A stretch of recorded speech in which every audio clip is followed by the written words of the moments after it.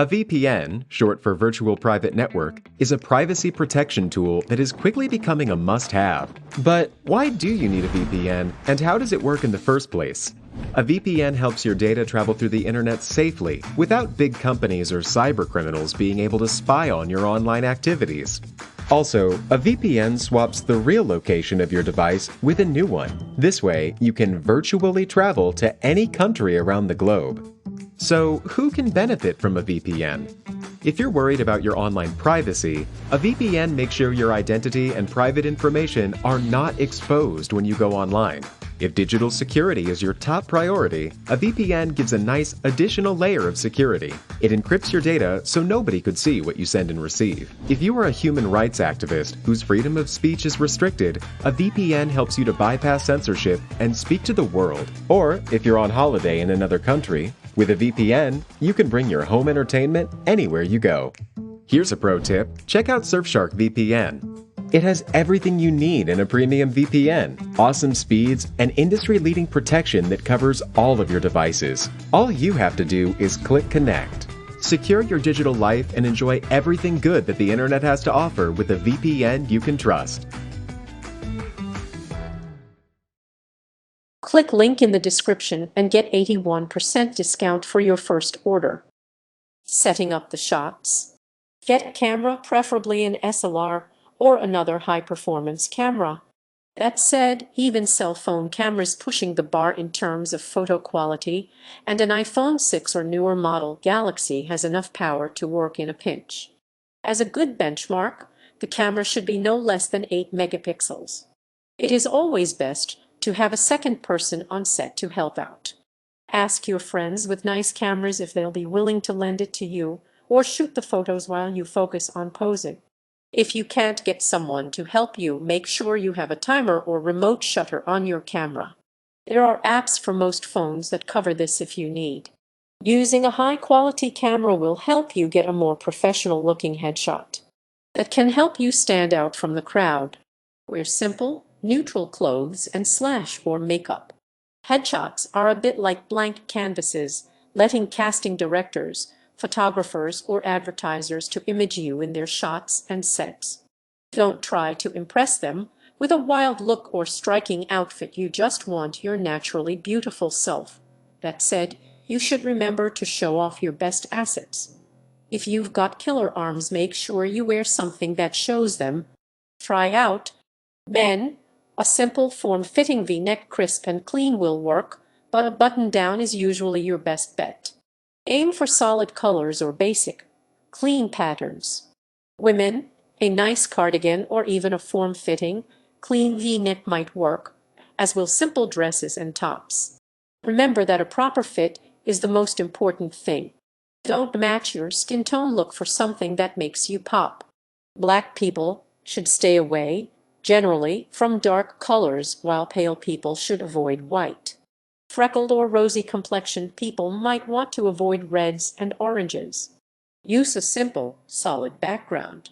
Striped backgrounds are a very bad example, and so are bright colors. Solid colors won't distract your viewers, allowing them to focus on you. Step a few feet away from the background so that it blurs behind you. This helps you really pop off the page or screen. Light or cream colored background, as well as black or navy, are good colors to shoot for. The most complicated you want to get might be an outdoor wall, like some nice red brick or wood paneling on the side of the house. This is about as complicated a background as you should go, however. Ensure you are evenly lit, taking extra attention to avoid shadows on your face. The best lighting will come mostly from in front of your face, rather than from directly above. You want lights that lead to a nice, even glow with very few shadows and soft angles. A big place to focus is underneath the eyes, since most lights are overhead. This area shades in and makes you seem tired. If you can, try shooting so you're facing an open window, with the light falling on your face. Use clamp lights or lamps when shooting indoors. You don't need professional lights, but you may need to take a lamp or two from other rooms to create enough light. Set your camera up on a tripod or hand it off to a friend. Try and hold the picture and take your own headshots. There is a very specific type of shot most people want in a headshot, and your hand reaching out of frame is not a part of it. Taking the photos, make sure your entire head and upper shoulders fit in the frame.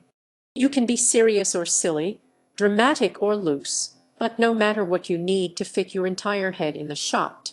Getting the upper halves of your shoulders provides nice framing and puts everything in perspective. Floating heads come off as a little unsettling. If your friend is taking photos, check them every so often to make sure they are capturing the right things. Take both serious and smiling shots, taking far more than you think you need. Digital cameras have made headshots far more affordable and easy for the budding thespian. There is rarely a limit on the number of photos you can take, but you'll need a variety to choose from. This is the one photo that is supposed to represent you, and you'll want a large collection of subtly different shots to choose from. Hold each pose for at least 2 minutes, 3 photos. That way, if you happen to blink in one, you'll always have a few extras. Close your eyes, take a deep breath, and then open them with your big smile. Often this moment, right when you break out in a smile, is the most natural. Have a trusty, funny friend helping out.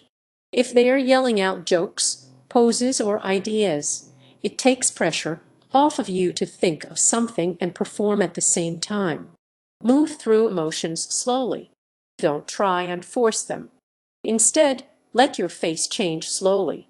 Subtly change your smile, which lip is higher, open or closed lips, etc., and head angle, tilting it slightly up and down to see what looks best for you. Think about camera angle to help determine the mood of the shot. Where you position the camera will subtly change your look. In all cases, the camera is shooting you almost entirely head-on, as if lined up with your nose. How you carefully deviate from dead center can change the shot. For example, putting the camera below your face and pointing up makes you seem bigger, stronger, and more masculine. Putting the camera slightly above your face and angling down makes you seem softer, more tender, and quieter. It is often more feminine, but guys showing their softer side use it too. Putting the camera to either side gives you a slightly dramatic. Don't overdo it, however, you should still be able to see at least 95% of your face. Review the photos periodically to find looks you like or shots you might retake. Don't just assume they all look good, or worse, assume they look terrible without looking. The easiest time to retake photos is right now, so run through them with a trusty friend. Editing and finishing your photos. Have another set of eyes or two help you pick your best 4-5 shots. There is no denying that we are our own worst critics. More often than not, you simply can't create enough distance between yourself and your own picture to be a great judge of the shots. Prune away any obviously bad shots out of focus, blinking, etc. Then have some friends or family members point out their favorites. Don't ask for advice if you're not going to take it. Even if you think a shot isn't your best, if multiple people pick it out, then it clearly resonates in some way. Use a photo editor, like Photoshop, to dial in the brightness and contrast. You could spend hours talking about photo editing, but the basics will handle 95% of your shots. Brightness and contrast are the most important features. Use it to create a nice range of blacks, whites, and grays. Lower the brightness to remove any bright white spots, then up the contrast so that any black pixels in the image are deep and dark. Add a little sharpness to the shot. Sharpness, when added subtly, can take great pictures and make them even stronger. Note, however, that too much sharpness makes an image grainy and unattractive. Each photo editor has different settings, but even adding 4-5% sharpness will separate amateur editors from pros. You can use saturation to help fix some small shooting errors.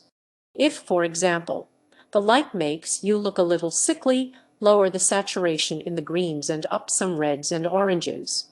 Print it in an 1/8 size if heading to modeling or acting gigs. In general, you'll want to find, edit, and print 4-5 images. Many modeling gigs require upwards of 10. Whatever you do, make sure you only send your very best pictures. If a shot is good, but not great, toss it and take another one.